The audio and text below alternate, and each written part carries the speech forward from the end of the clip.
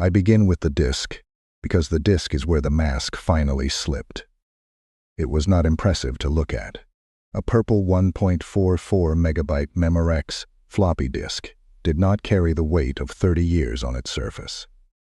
It looked like a piece of office junk from the edge of the digital age, the kind of thing people labeled with a marker and left in a drawer beside paper clips, spare keys, and old receipts. In the BTK file, that ordinary object became the narrow bridge between a name designed to frighten Wichita and a man who could be arrested. By 2005, most of the case was still paper. Old reports, typed statements, newspaper clippings, evidence envelopes, photographs kept away from public view, and letters from someone who had spent years trying to control how police and the press talked about him. A cold file like that does not move every day. It sits in cabinets, in memory, and in the unfinished work of investigators who know the answer. May still be somewhere in the material if the right question finally arrives. The disk asked that question without meaning to. When investigators examined it, they found a deleted Microsoft Word document. The words visible on the screen were not the whole value of the file. The hidden properties carried something better than another taunt, a username and a place. The data pointed toward Christ Lutheran Church and toward the name Dennis. A man who had hidden behind initials for decades had sent police a first name. That is the BTK case in miniature. He wanted police to read him. He did not understand what else could be read. Before the disk, before the church, before the arrest, there was Wichita in 1974. Houses with phone lines running into them, ordinary streets, children leaving for school, church parking lots, small businesses, neighbors who knew one another just enough to feel safe, and private rooms that no one expected to become evidence. The BTK crimes attacked that kind of daily confidence. They were not crimes that happened beyond the community. They entered the community's own houses. The first confirmed attack came on January 15, 1974. 4 members of the Otero family were killed inside their home. Joseph Otero, Julie Otero, Josephine Otero, and Joseph Otero Jr. The surviving children came back from school to a house that no longer belonged to ordinary life. For police, the first hours were not mythology. They were response, control, and preservation. Secure the address, keep people back, find out who had entered, learn what had been cut, moved, or left behind, and begin the painful work of turning a family home into a homicide scene without losing what the scene could still say. The Otero house gave investigators facts that had to be understood without turning them into spectacle. The victims had been restrained. The deaths involved suffocation or strangulation. The phone line had been cut. The cold detail was not in any graphic image. It was in the order of things. A family house had been entered, the telephone connection disabled, people controlled inside their own rooms, and the offender had stayed long enough to make the scene speak of preparation rather than panic. That preparation changed the questions. Detectives had to look at the house as a route and a system. The approach, the line, the doors, the rooms, the time window, and the way a weekday morning could give an intruder room to act. They had to consider whether the house had been watched, whether the offender knew the family's routine, and whether the cut phone line was part of a larger plan. The scene did not read like a burglary that suddenly went wrong. It suggested someone who had arrived with control already in mind. The earliest problem was not a lack of work. Officers had plenty to do. They canvassed, checked timelines, considered people connected to the family, sorted physical evidence, and tried to separate what belonged to the scene from what had been carried into it by responders, neighbors, and shock. The hard part was that the first scene could not yet tell them whether Wichita had seen a one-time family killing or the opening of a pattern. On the first day, those details belonged to one address. The home setting, restraint, interrupted phone line, and signs of control did not yet prove a series. They gave detectives a list of things to preserve and compare if another scene ever began to echo it. In January 1974, the work still had to stay close to the Otero house and to what could be proved there. The first public misunderstanding of the case also began early. When a homicide is this large, people want a face quickly. Police checked obvious possibilities, and the public heard fragments before the investigation had a stable shape. The work inside the department was slower. Compare statements, test fingerprints, examine the phone line, look at entry, look at who knew the family routine, and keep certain facts out of print because those facts could separate the killer from every man who wanted attention.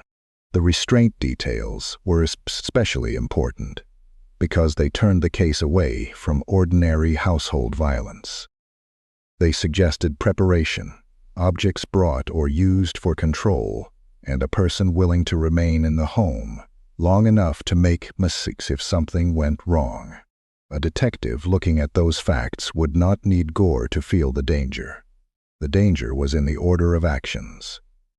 3 months later, the file changed again. In April 1974, Catherine Bright was killed, and her brother Kevin Bright survived. His survival mattered because it gave investigators something the Otero family could not give from inside that first scene. A living account from the attack itself. A survivor can offer fragments of voice, movement, timing, physical struggle, and how control failed. Those fragments may not identify the offender immediately, but they can show police where the offender's plan broke. The Bright case also showed that Rader's control was not absolute. Kevin Bright's presence disrupted him. The scene involved restraint and an attempt to manage 2 people inside a home, but the situation became harder for the offender to hold.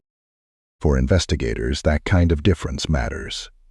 A repeated method tells one story. A disrupted method tells another. It shows what happens when the offender has to improvise. At that point, Wichita still did not have the full language of BTK. It had murders, a surviving witness, frightened neighborhoods, and police trying to decide which details belonged together. The public fear had not yet hardened into the famous name. It moved through smaller channels first.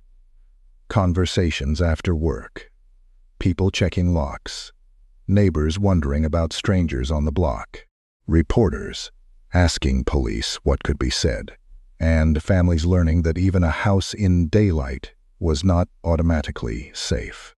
The Bright investigation also gave police a different kind of pressure. Kevin Bright could describe pieces of the attack, but investigators still had to lay those pieces beside the physical scene. Entry, movement, struggle, timing, and the moment the offender's control failed. His memory mattered most when it could be tested against what the house itself showed. A second attack also changed how police had to think about geography. The question was no longer only who had a reason to harm the Otero family. Now detectives had to ask who could move through Wichita, select homes or people, avoid easy detection, and still return to ordinary life afterward. That kind of question widens a suspect pool until it becomes almost useless unless evidence keeps narrowing it again. Then the offender gave himself a name. In 1974, a letter sent to the Wichita Eagle claimed responsibility for the Otero murders and used the initials that would mark the case. BTK stood for bind, torture, kill. The phrase came from the offender. It was not a police label. It was not a reporter's invention. He named himself by describing the method as he wanted it remembered. The letter created a new kind of work for investigators. It had to be handled, checked, and measured against details not known to the public. A claim of responsibility means little if the writer only repeats what everyone has read. If the writer knows something held back, the room changes. Police had to ask whether the letter writer had private knowledge, whether the wording matched the scene, and whether the communication could help without giving the sender the attention he wanted. The name made the case easier to repeat and harder to reduce. People could say BTK at work, at home, in a headline, in a police briefing. The initials made fear portable. Detectives still had the same task they had before the initials existed. Find a person with a routine, a vehicle, access to neighborhoods, mistakes, and evidence that could survive court. The name also attracted noise. A famous case always does. Some people called with guesses. Some offered names that did not hold. Some confessed without having knowledge only the offender could know. Each false claim took time from detectives who had to test it, document it, and close it. The more the newspapers printed, the easier it became for a liar to sound informed. Inside the police media loop, every printed detail created a second job. Detectives still wanted witnesses, but they also had to protect the few facts that could separate BTK from imitators. Rader's letters pushed directly into that pressure point, forcing police to decide what could be published, what had to stay private, and what might make him right again. The newspaper side of the case had its own machinery. A claimed letter had to be delivered, opened, copied, protected, and compared against what detectives had kept back. A reporter might see a headline. An investigator saw a possible contamination problem. Once the public knew too much, the next caller could borrow that knowledge. The next confession could sound more informed than it really was. That is why withheld details mattered. If a letter mentioned only what had already appeared in print, it was heat without light. If it carried a scene detail that had been held back, it could become a door. BTK's communications were dangerous because they sat between those two possibilities. They were part boast, part evidence, and part attempt to make the police move at his pace. In March 1977, Shirley Vian was killed in Wichita. Children were present in the home, which made the case still heavier for the city. And for investigators who had to handle the facts without turning the children into public spectacle. The method again involved intrusion, restraint, and the control of a household. By then, the home itself had become the center of the fear. A street crime can make people avoid a route. A home entry series changes the way people listen after dark. It changes curtains, locks, phone habits, the last check before bed, and the way parents hear small noises. Wichita residents did not need a theory to understand that. They felt it each time they checked a door. Police could not guard every door. They could collect reports, compare scenes, answer calls, keep certain details out of print, and hope that some small inconsistency in the offender's pattern would finally show him. But the advantage stayed with the man choosing the time and place. The city lived under possibility. Detectives had to turn possibility into something with a name attached. The Vian case also forced investigators to hear the series through the children who were left alive.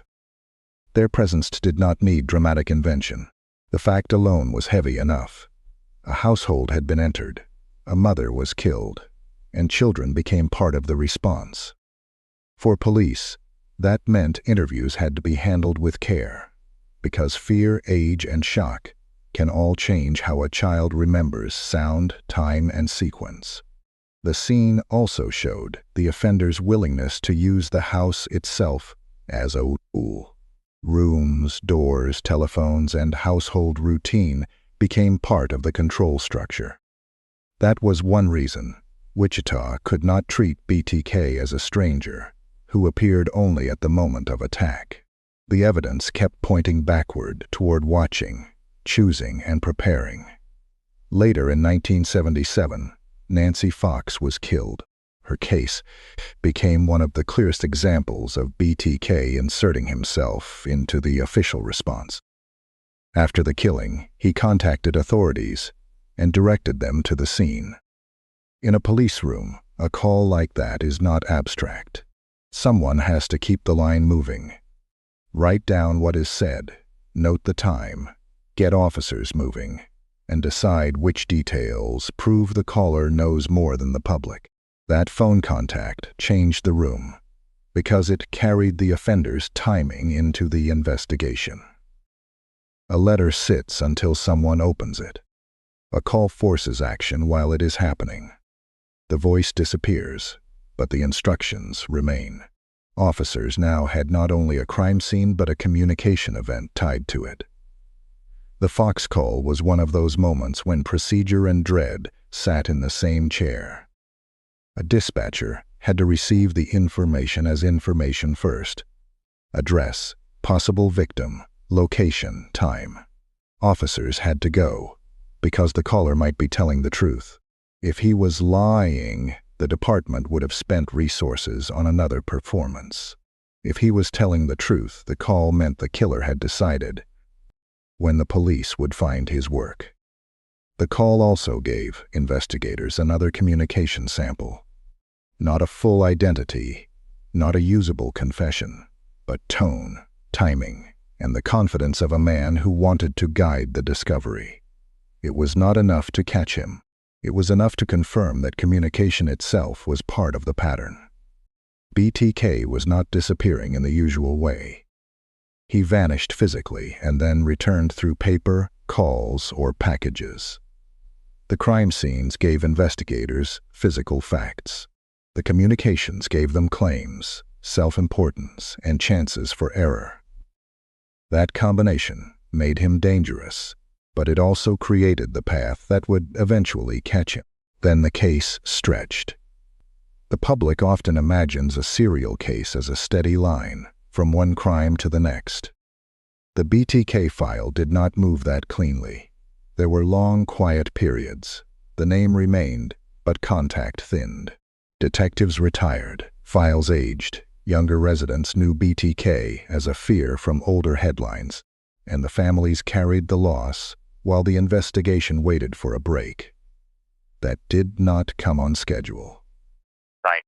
Created practical questions for police, rather than tidy answers. Had he died? Had he moved? Was he in prison for something else? Had he stopped because of age, fear, family, illness, or choice? None of those possibilities could be treated as proof. The absence of a letter or a body did not identify him. It only widened the uncertainty.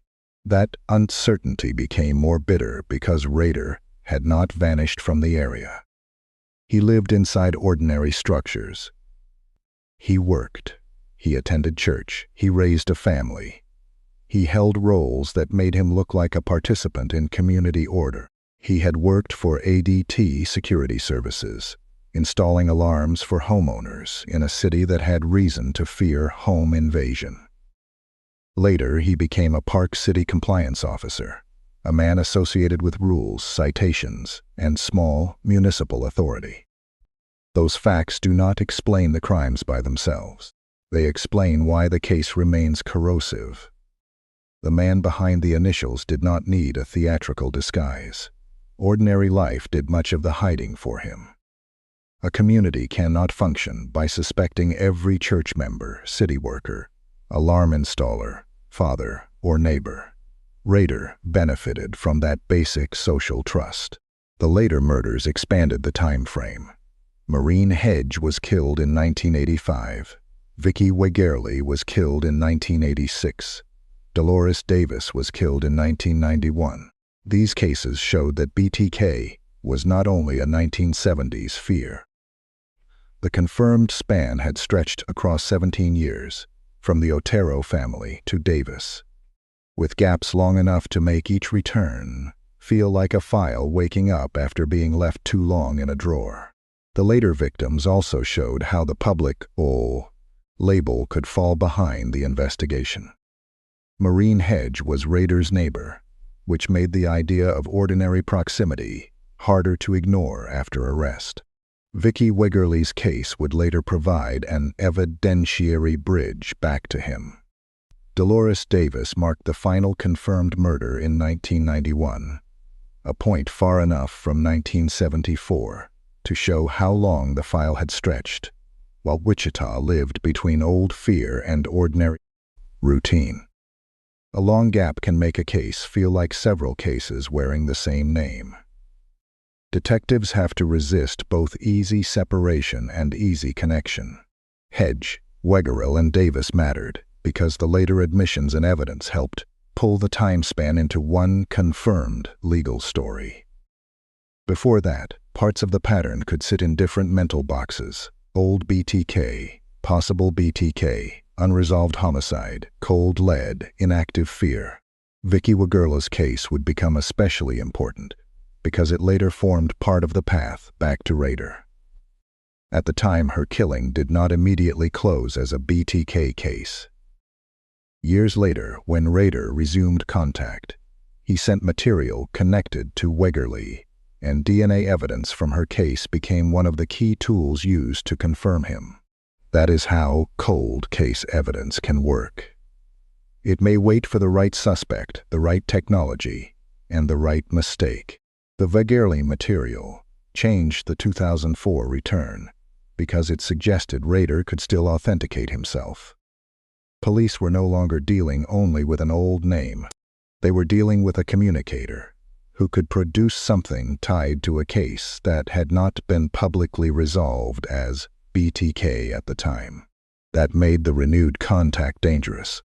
But it's also meant the sender might keep providing verification if investigators handled him carefully.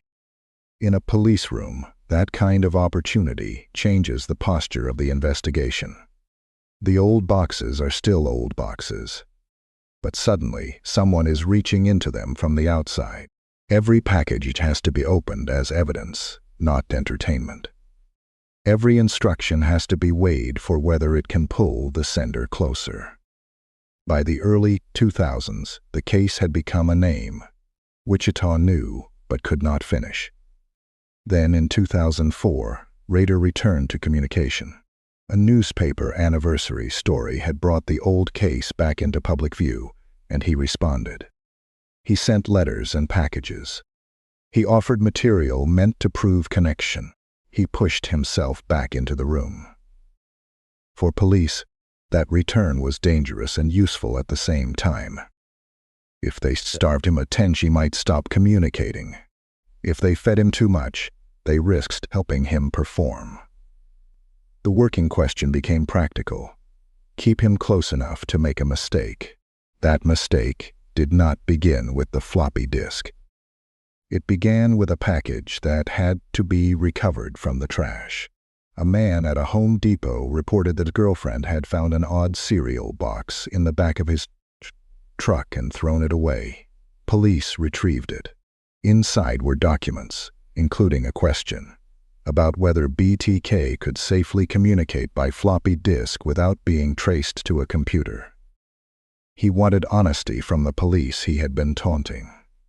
He even gave them the answer he wanted to see in the newspaper, if it was safe.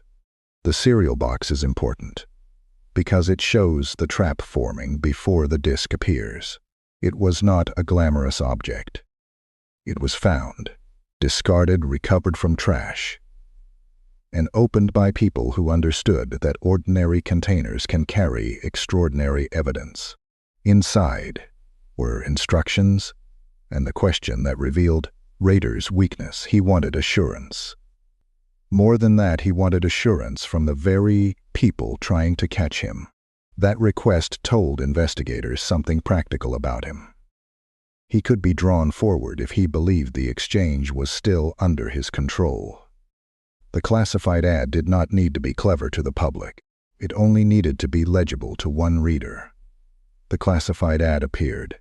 Rex, it will be okay. That small line is one of the strangest pieces of bait in the whole case. It had no force unless Rader believed it. He did. For decades he had treated communication as a tool of control. This time the communication controlled him.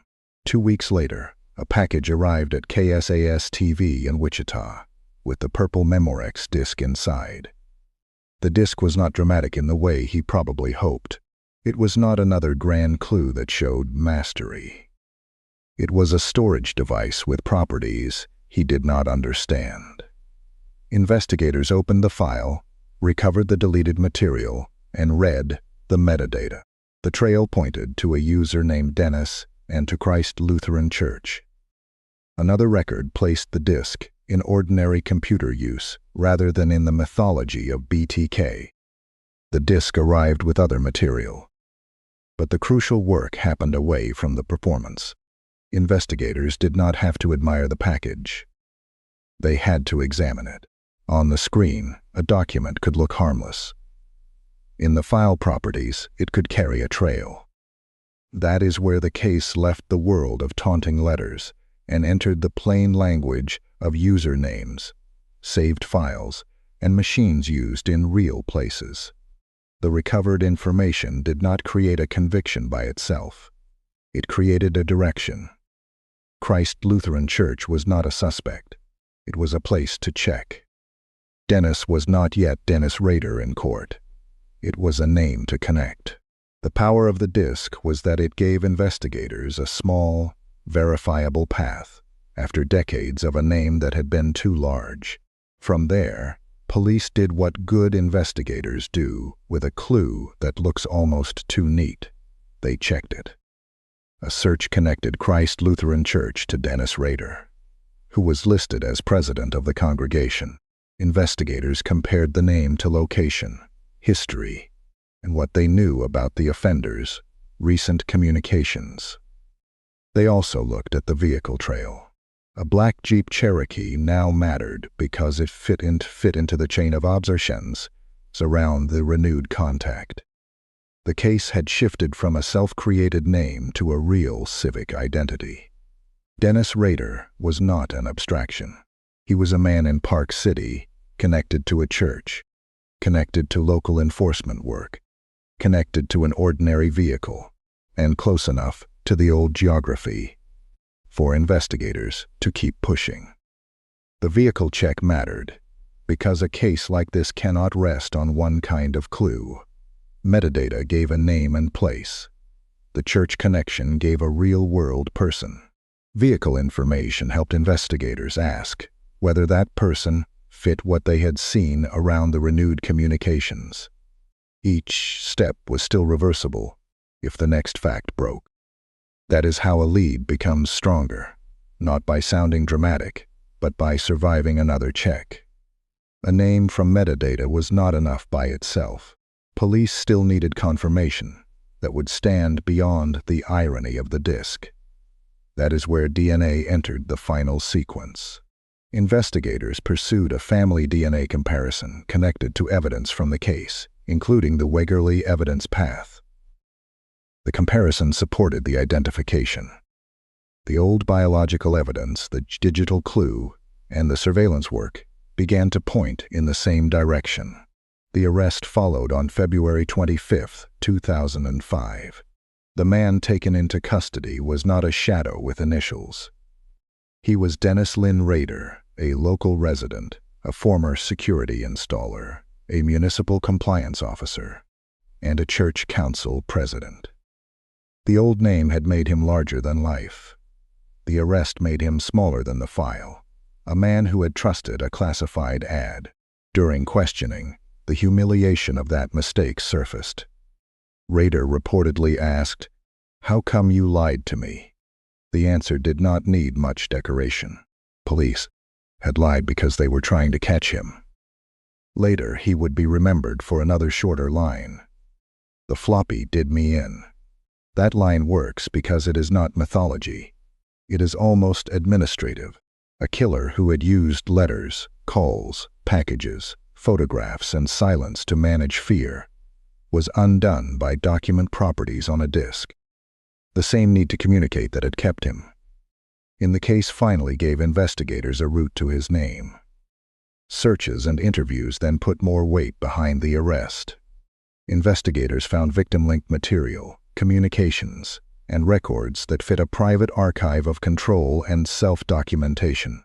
That private archive mattered because it made the confession testable. Dates, places, objects, methods, and memories could be compared against evidence collected over decades. When Rader pleaded guilty in 2005, the courtroom heard admissions in a flat procedural tone that many people found almost impossible to reconcile with the human damage behind each count. The legal value was clear. 10 murders were no longer unresolved in court. The emotional weight was different. Families had waited through years of silence only to hear the man responsible speak from the safety of custody. The confession did not have to be trusted because it was dramatic. It had to be checked because it came from a man who had lied, performed, and controlled language for decades. Investigators, prosecutors could compare his admissions with dates, victims, addresses, methods, communications, and the material taken or kept. A confession in a case like this is not the finish line until it fits the evidence already waiting in the file. That is why the courtroom admissions mattered. Rader did not simply stand near the case. He placed himself into the sequence of crimes. The record could now carry the names of the victims, the charges, and the sentence instead of only fear and initials. The court record named the victims again: Joseph Otero, Julie Otero, Josephine Otero, Joseph Otero Jr., Catherine Bright, Shirley Vian, Nancy Fox, Maureen Hedge, Vicky Wigurley, and Dolores Davis. A list can become too clean if it is allowed to sit alone on a page. Each name belonged to a household, a day, a set of people who had to continue living while the file remained unfinished. Rader received 10 consecutive life sentences. Kansas did not execute him. The sentence gave the case a legal ending, but not a clean ending. It did not return the years between 1974 and 2005. It did not undo the way Wichita had changed its locks, listened to its phones, watched its neighborhoods, and carried a name that had been designed to frighten it. The public wanted to understand how he had hidden for so long. The answer is not one trick. He benefited from the limits of the era. No modern DNA databases at the beginning. No home cameras on every porch. No digital trail from every movement. And no fast shared search across all old reports. He also benefited from ordinary assumptions. People do not expect a church officer, a city worker, a father, a neighbor, or a man associated with security to be the person behind a serial murder file. Those assumptions are not foolish. They are part of how communities function. That is why the BTK case still damages trust. Rader used normal life not as a brilliant costume, but as the space in which nobody had enough reason to look straight at him until the evidence did. The later cold case questions have to be handled with the same discipline. In 2023 and 2024, investigators in Oklahoma and Missouri looked again at whether Rader might be connected to additional unsolved cases, including the 1976 disappearance of Cynthia Dawn Kinney and the death of Shauna Beth Garber. Searches and public statements brought those names into the BTK afterlife. But an allegation is not a conviction, and reputation is not evidence. The modern searches also show how a solved case can continue to create investigative gravity. Once a man is convicted of 10 murders, every unresolved case near his geography, timeline, or fantasy language can begin to look newly suspicious. That impulse is understandable, but it is also risky. A cold case deserves attention because of evidence, not because a notorious name makes the story easier to tell. For Kinney, Garber, and any other reviewed case, the question remains practical. Was Rader in the right place, Is there a record that puts him near the victim? Is there physical evidence? Is there a communication that can be authenticated? Is the link stronger than pattern recognition and fear? Those questions keep the later discussion from turning into accusation by reputation. An Oklahoma prosecutor said there was insufficient evidence at that time to charge Rader in the Kinney case, even while asking for formal investigation, because the public interest was high. That is the line the file must keep. The 10 confirmed murders are solved in court. Possible additional links remain separate questions that require dates, opportunity, physical evidence, records, and legal proof. The disc, the church name, the Jeep, and the DNA did not solve the case as separate miracles. Each one survived the next check. The metadata gave investigators a place and a first name. The church connection gave them a real person. The vehicle fit the renewed contact trail.